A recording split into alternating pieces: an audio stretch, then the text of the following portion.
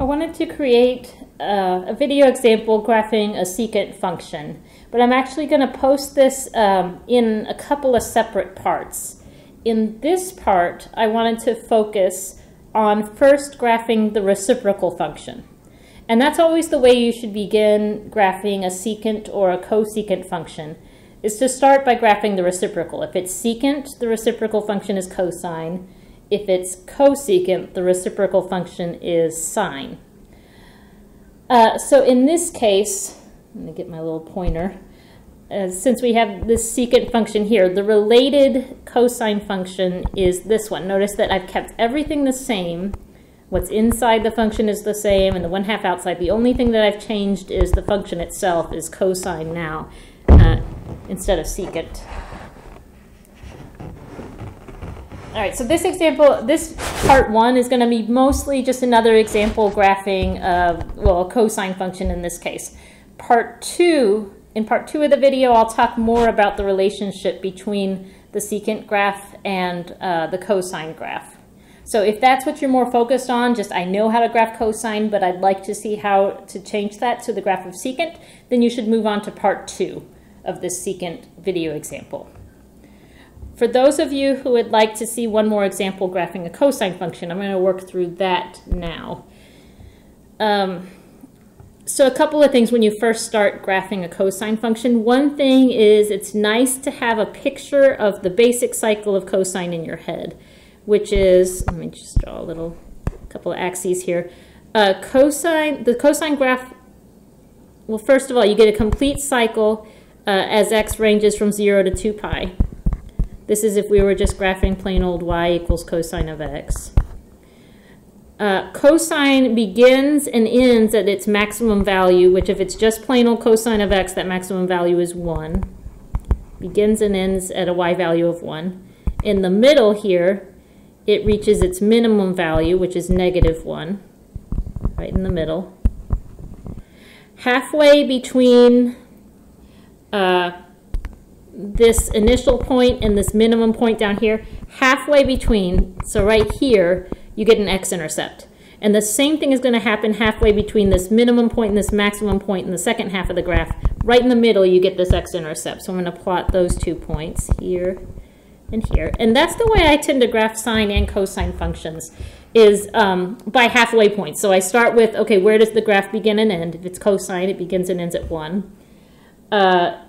And then I would divide it in half. Okay, what happens in the middle? For cosine, it reaches this minimum value. And then I would divide the 2 halves in half. So really, that's the way I divide the interval into fourths.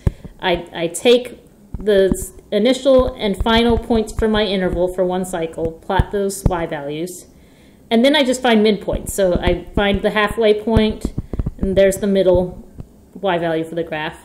And then I find, okay, here's my first half, I find the midpoint, and there's a fourth right there. It's the same way that if you had a pizza and you were sharing it with your friends and you want to divide it into 4 pieces.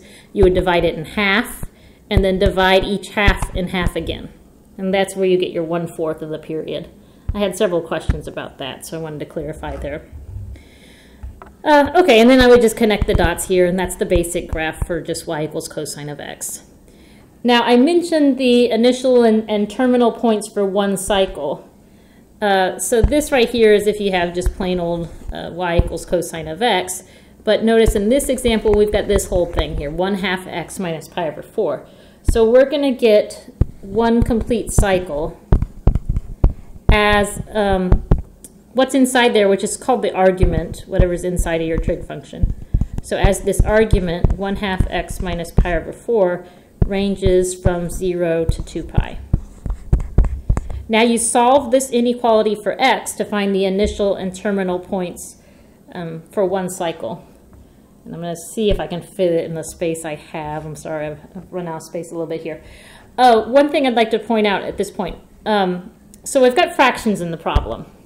And a lot of times the major struggle with trig, well, just the study of trigonometry in general might be just you're forced to deal with fraction arithmetic. And many students haven't had to deal with fraction arithmetic in a long time.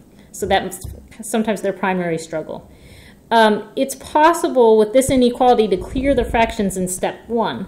And you would do that by finding the common denominator, least common denominator. So I see the 2 and the 4. The least common denominator then is 4. That's the least common multiple of 2 and 4. And so I would multiply each part of this inequality by 4. So the 0 times 4. Now make sure that if you take this strategy, make sure you multiply every single term by 4. That's one of the common mistakes I see. So that now this initial point is 0 times 4, so that's still 0.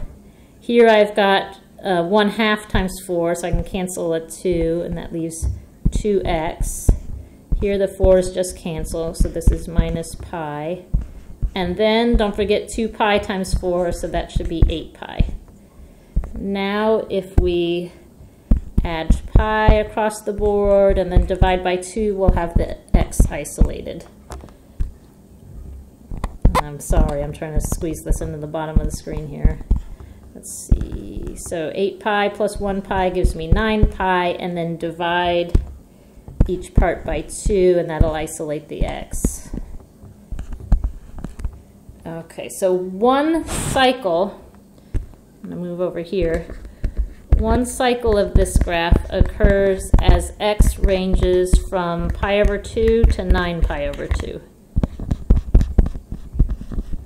So at this point, I would go to the grid that I'm given, and I would mark the increments, I mean, however you feel is appropriate. I'm going to use each single increment here as pi over 2. As long as you label it, that's fine. And you want them evenly spaced.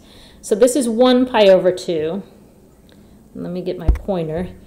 So then I would just count spaces. This would be 2 pi over 2, 3 pi over 2, 4, 5, 6, 7, 8, 9 right here. Let me count it. So this is 2, 3, 4, 5, 6, 7, 8. Probably should have double spaced it in retrospect, but here we go. So you count over 8 spaces to go from pi over 2 to 9 pi over 2. And like I said, so I'm going to work from halfway points. I start by thinking about, all right, this is a cosine function. And I guess now would be a good time to point out that 1/2 out front. So remember, this changes your amplitude. So the 1/2 times cosine is going to give us an amplitude of 1/2. So the maximum and minimum values will be at positive and negative 1/2. If it were 1/2 plus the cosine function, by the way, that would be a vertical shift up 1/2 of a unit. But 1/2 times the cosine function, that's just a change in amplitude. And I think just to keep things nice and neat, I'm going to go ahead and call this 1/2 and call this down here negative 1/2. And if you're thinking, well, wait a minute, I would think of that more as 1, it's fine if you mark your 1/2 down here. But it's fine also if you mark them the way that I've marked them, as long as it's clearly labeled, then you're in good shape. Since the amplitude is 1/2, so instead of the cosine function starting and ending at 1, it's going to start and end at 1/2. In the middle, it reaches its minimum value of negative 1/2. Now, to get the exact middle point, I would think about, all right, I have 1, 2, 3, 4, 5, 6, 7, 8 spaces between my first point and my last point.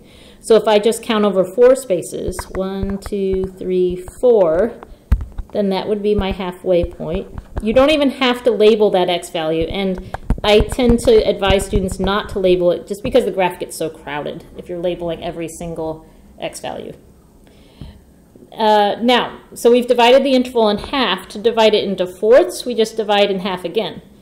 So in this first half of the graph, I have 1, 2, 3, 4 spaces. So if I just count over 2 spaces right here, that would be the midway point. That's where I get that x-intercept. And the same thing in the second half. There's 4 spaces, so if you just count over 2, that would be the midpoint. And now you've divided the period into fourths. So rather than do the arithmetic and add 1/4 of the period 4 times to get each of these values, I would just look at the interval you end up with and divide it in half twice this way. All right, so I'm going to make this kind of dotted, I guess, since it's not our final answer.